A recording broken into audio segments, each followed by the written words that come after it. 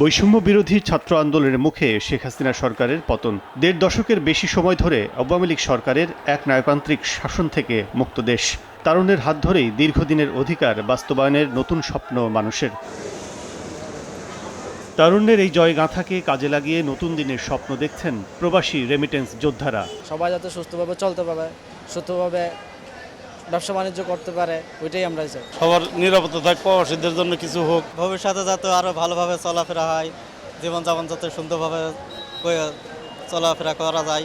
বিদেশের মাটিতে রক্ত আর ঘাম ঝরানো বৈদেশিক মুদ্রা আয়ের এই যোদ্ধাদের আশা, প্রতিটি নাগরিক নিজ নিজ কাজের মধ্য দিয়ে এগিয়ে নেবে দেশের উন্নয়ন। অন্যায়কারীদের বিচারের মধ্য দিয়ে দেশে পুনঃপ্রতিষ্ঠা পাবে গণতান্ত্রিক ধারা।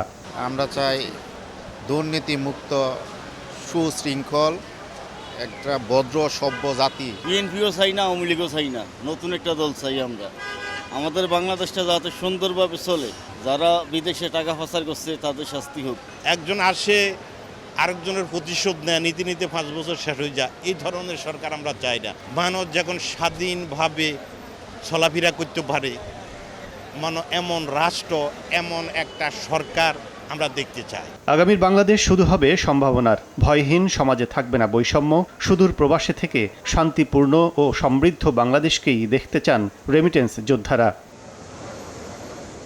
কাজল আব্দুল্লাহ, সময় সংবাদ, ঢাকা।